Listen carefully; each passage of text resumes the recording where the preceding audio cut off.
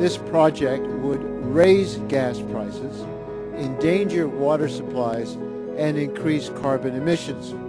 What's good for oil companies is not always good for America, and that's especially true of this proposal.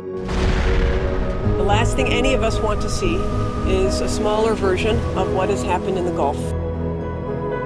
Tar sludge pipelines aren't like normal conventional oil pipelines. Tar sludge is particularly corrosive. It has an atrocious safety record. It's passing through a fragile area of our topography, the sandhills, and it's passing over the Ogallala Aquifer, which is one of the largest freshwater bodies of water on the planet.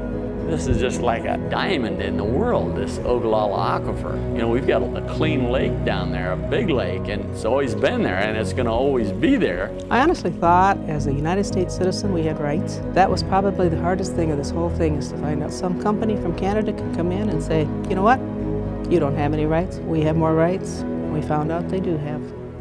My father, mother, and I have been harassed by TransCanada and their land agents.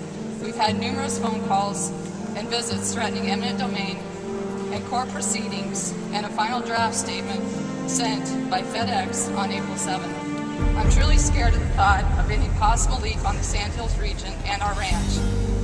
How would we even clean up the cancer-causing agents that are mixed with the water?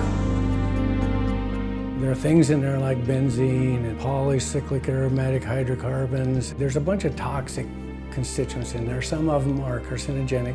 TransCanada likes to claim that if they build a new pipeline, it'll be basically fail-safe. But they built a pipeline only 1 year ago, and that pipeline's already had 12 spills. The pipeline in the green! The people what they need! Stop the pipeline in the green! The people what the Obama administration should be doing everything that it can to approve projects expeditiously if they are creating jobs and reducing gasoline prices. We think that TransCanada is wildly exaggerating the number of jobs that the pipeline could bring. Certainly it would bring a number of construction jobs around the constructing of the pipeline, but after that it's not bringing long-term jobs. We don't know if it's even going to stay here. They may refine it and then ship it out to China or somewhere else.